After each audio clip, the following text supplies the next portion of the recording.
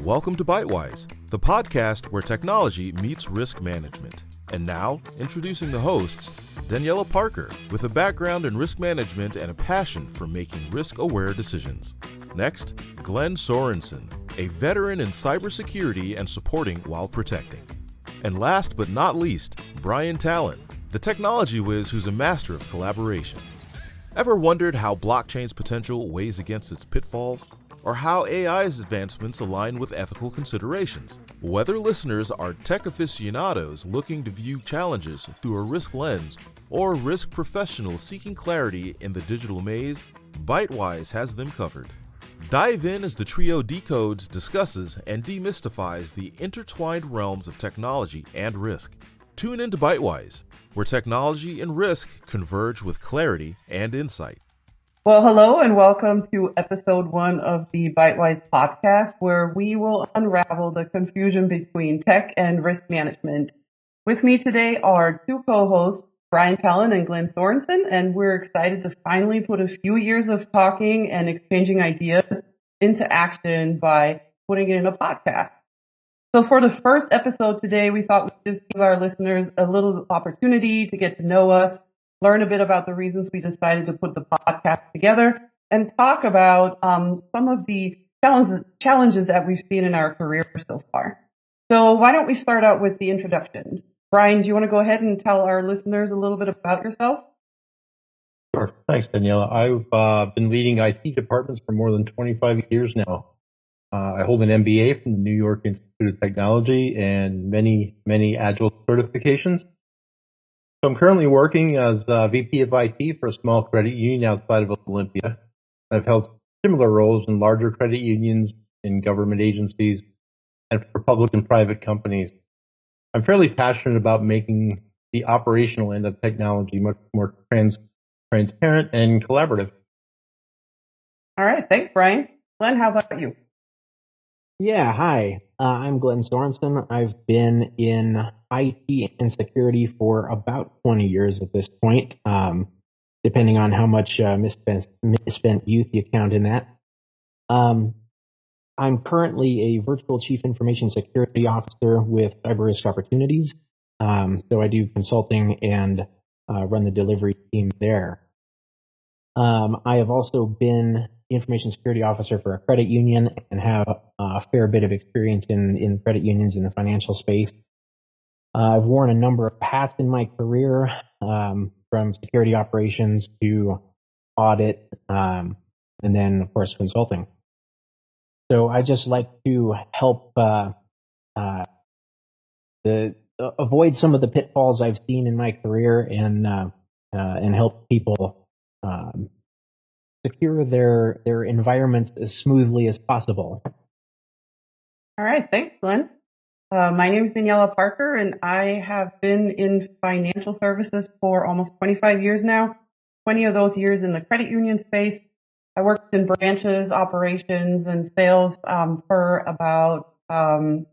frankly, the majority of that time. And about 10 years ago, I moved into the risk management space, where I built out an entire department. I oversaw a lot of the operational risk functions there, starting with business continuity, vendor management, everything that falls under the risk management umbrella.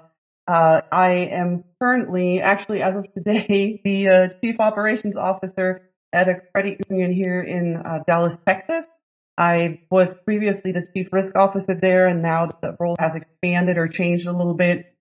My interest is really in particular about how we as organizations can connect the dots, right? Because a lot of people focus on their own area, not really understanding how everything plays together. And from the risk management perspective, I want to make sure that people make good decisions and make sure that we help the organization achieve goals. And so the three of us actually worked together for 2 years, I believe. And I would say we were able to develop a really productive and collaborative team between IT, InfoSec, and risk management. What we learned in that time is that it was incredibly valuable to have that cohesiveness and collaboration between the teams. What I also learned from, talking to Brian and Glenn is that that is not necessarily always the case in organization. Brian, do you want to share a little bit about that? How, like, very often that relationship between risk, IT, or even IT and InfoSec isn't necessarily the best? It isn't.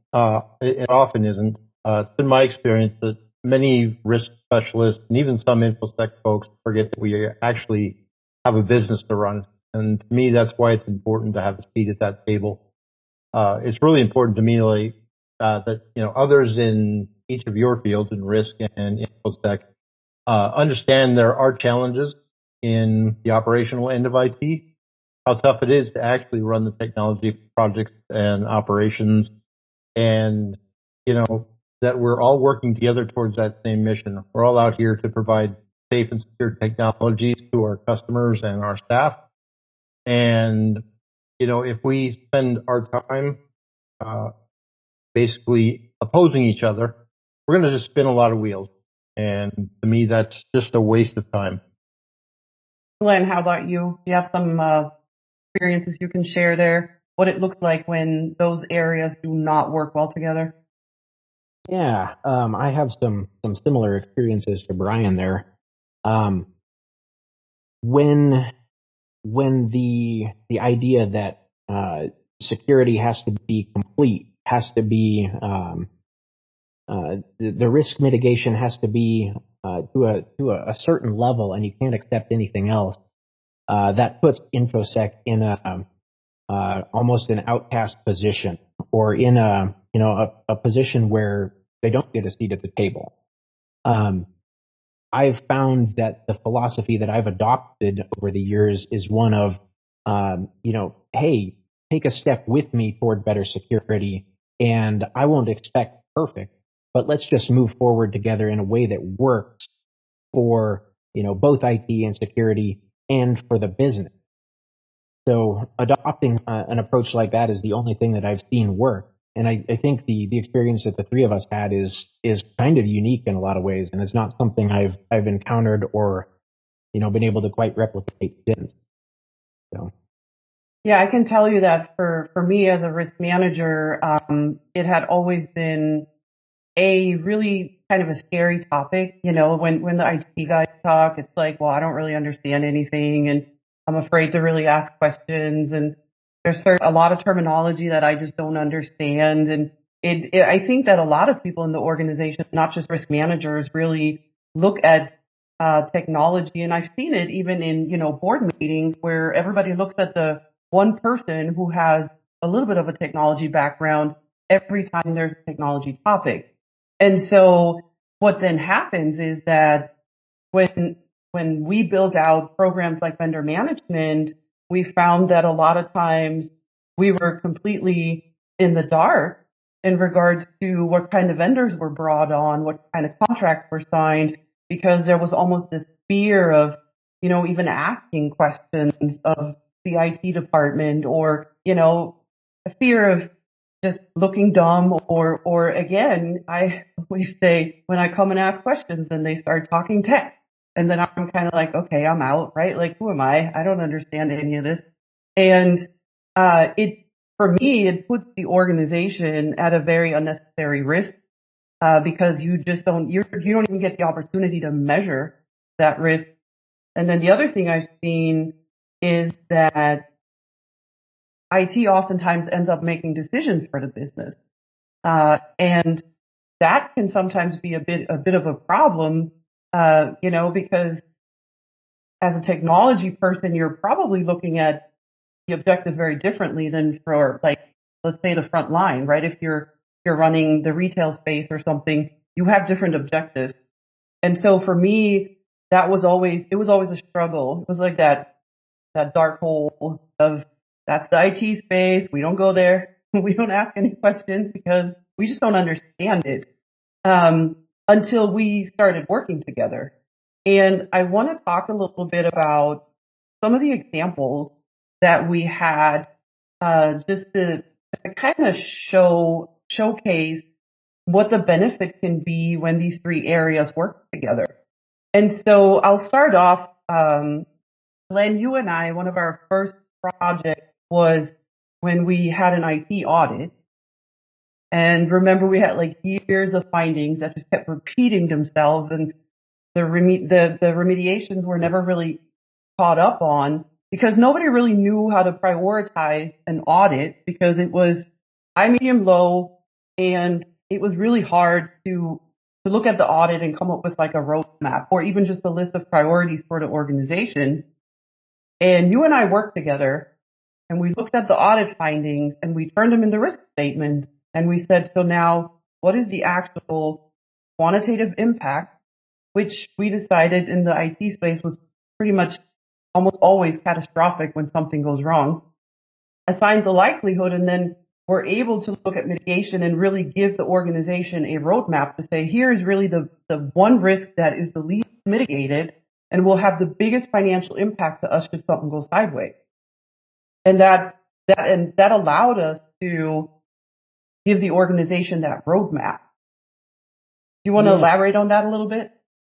Absolutely. I remember that pretty well because it's fairly typical of audits in my experience. There's usually a laundry list of findings, usually by somebody who doesn't have experience you operationalizing some of those things, like either from an IT standpoint or from an InfoSec standpoint in terms of, how do you implement and operate these mitigations on an ongoing basis. So I remember looking at that set of audits, I guess, for over the course of a couple of years, and it was just a list and a very seemingly arbitrary high, medium, or low, without really taking the context of the organization, the context of where that risk might be relative to other risks, and that wasn't really taken into consideration. So I feel like my role in that was in translation, was in helping identify what some of the higher level of risks were versus something you probably don't need to worry about right now. And then together we kind of put together a roadmap of at least a prioritization of these are the things that are most important. This is what we should work on first. But I think that key part there was translating it into language that we could both understand. I think that's how you actually ended up with the title IT translator. Pretty sure that was that risk assessment. Brian, were you already part of our team when we went through that exercise? I was just coming onto the team when that happened, and I remember coming in. I came in right at the tail end of one of those audits, and I remember receiving the spreadsheet, and I think there were over 100 items on that spreadsheet, to be honest. And the attitude of the organization at the time seemed to be audit and frankly risk is just a box to check, right? And several, as you stated, several of the findings had been there year after year, and nothing was done with them. And that could have been pretty overwhelming. That was about the time I committed to making sure that we were going to do some things about them. And we having that risk-based assessment, so we knew what was the most important first. Really help operationalize and help us get done the most important things first. To me, that was invaluable to have that. If I wouldn't have had that, there would have been no way to know where to start. And at least we knew where to start. And when we did get started, then it was easy to knock some of them out. Yeah, and I remember the tone was very different prior to us all starting to work together. And the story I always share was that there was direction to not talk to the risk management people until I laid it out and said, I am your way to budget money because I can quantify how much risk there is. And then we quantify the mitigation strategies. And then we can show the organization that if we invest X, we can save the organization 5 times X potentially. And that was a breakthrough moment right there. But I think that the assessment, that was a big learning one for me as well, right? I learned a lot. I asked a lot of questions, right, Glenn? What does this mean? What is that? And so I think that was a really good example of when the three areas really started working on things together. Another example that comes to mind for me and that I think was a really a big breakthrough was when we moved the vendor management approach to really more focusing on where the actual risk is. So a lot of organizations, they'll go through the vendor due diligence and spend a lot of time, or some spend no time, but usually spend a lot of time looking at documents, gathering documents, reading a SOC report, right? Like really, really focusing on the vendor. And then you give the thumbs up and you say, yeah, we did the due diligence on the vendor. And then all of a sudden, one of your employees sends that vendor an unencrypted file with PII. And they're like, well, but you did the vendor due diligence. You're like, well, but that doesn't mean we can just now send data all over the place. But that's not a license to do anything and everything you want. Yes. There's still a guardrail. Yes. And I think the three of us worked through this process of saying, okay, so we assess the vendor, but really when it comes to InfoSec or when it comes to the data, where the really big risk was in how that traveled, right? How does the vendor access our organization? How is the data spent? What happens when the data is with the vendor? And that's when we were able to really say, okay, we're going to do the vendor due diligence. For, financial institutions, it's a regulatory requirement, but really the majority of the time should be spent on what does that solution look like? Brian, you want to talk through that a little bit more? I think you actually brought a specific role on for that reason. I did. We wanted to understand the entire ecosystem that each vendor, not only vendor, but each project and each piece of work that we were doing. We wanted to understand the entire ecosystem, so we did bring on a role that did an assessment of that all up front, because as you said, once we did a vendor assessment, the idea or the former idea before we were there, the idea they had was, well, that vendor's been assessed, so we can just pretty much do anything with that vendor. And that's not necessarily the way we wanted it to be. We wanted to say this vendor was assessed, and we assessed it in the context of providing X, Y, and Z, and here's how we were going to provide it, and this is the solution we're expecting back. And if it deviates outside of that, we're going to do another assessment, which I think was, kind of foreign to the organization at the time. But when we were doing the vendor assessments, it was really important for us to know the context of what was actually happening so that we could focus on that. And if that changed, or if we didn't maybe understand it, which I think was often the case, then we could reassess that vendor, understanding that context. It did take quite a bit of, even for me, right? It was a big learning process to move from like, here's vendor due diligence to then saying, okay, like the real risk is really somewhere else related to the vendor. And I mean, let's face it, you do the vendor due diligence, you know that an auditor looked at that vendor and checked some box there. You know they have insurance and you know about their financial situation, but does that mean that the way you interact with that vendor is actually secure? It doesn't. It doesn't, right? And that's generally then where the problems happen. And it certainly doesn't mean that the vendor keeps your data secure on the other side.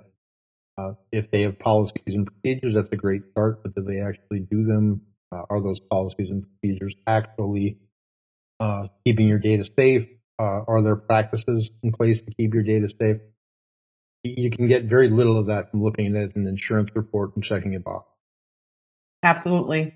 And then the other thing we really did was hone in on the contract pieces, right? Like really understanding the importance of the contract when it comes to your technology vendors, because your data may be not with your third party only, fourth party, fifth party. And if that's not understood and then also covered in the contract, you can get yourself into a lot of trouble.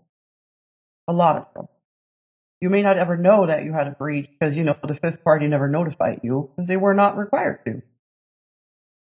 Yeah, I would say on the contract front, the history in the organization was really like, let's do some basic due diligence and then just sign the contract.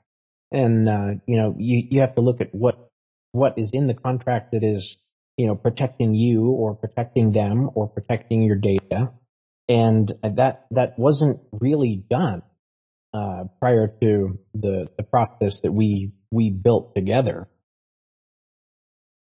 So let's talk a little bit about why we're wanting to do the podcast, right? I mean, we did a little outline in the beginning, but for me, the motivation behind it was really when I talk to a lot of risk managers or people in my space, there's always IT, I'm concerned, I don't understand, I don't have any insight, and I'm just not equipped to really assess the risk when I don't understand what this all means.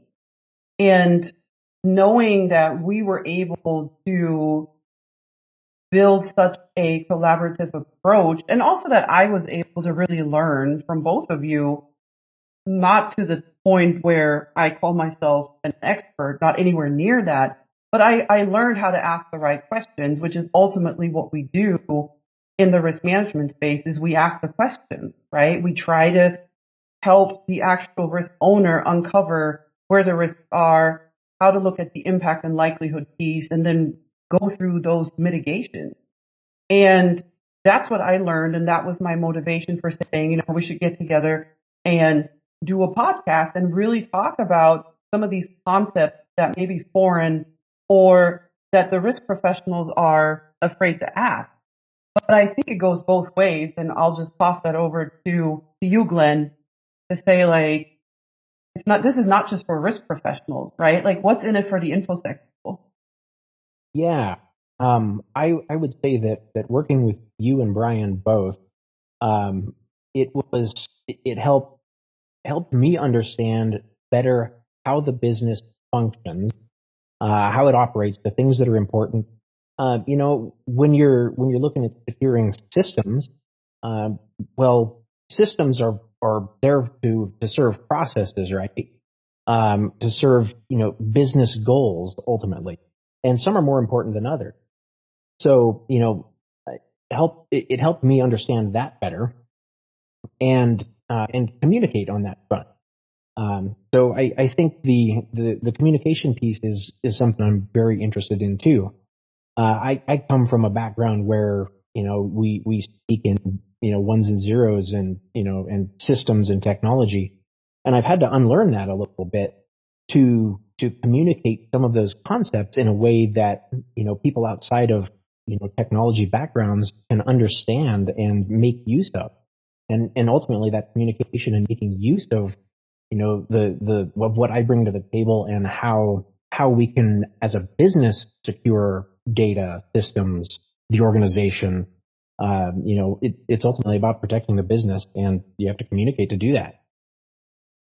Brian, how about what would you say the IT professional can get out of listening to the podcast? Well, I think the biggest thing that I would say is by listening to our experiences, you're going to find that each one of us, frankly, all three of these areas, InfoSec, risk, and IT, we're all known as the no people, right? We're all known as the people that go out there and tell everybody, no, you can't do this, no, you can't do that. The three of us, and frankly, this was a conscious decision the three of us made is to fix this problem. It didn't just happen, right? Mm-hmm. It took some work and it took a conscious decision and some real work to fix this problem.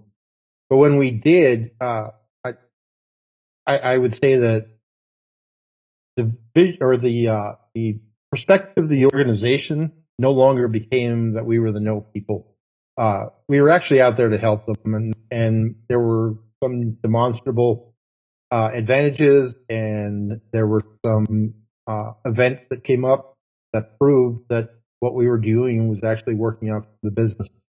And anybody that's been in the technology field as long as I have, as long as Glenn has, we have seen time and time again where IT or InfoSec and I'm sure Daniela in your field and risk, we're the enemy, right? We're the ones that tell everybody what they can't do, and literally that can be fixed.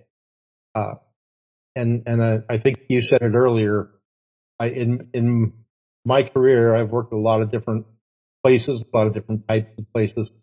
I had never seen it work the way I wanted it to work, and I'd never seen it work as well as it worked for the three of us.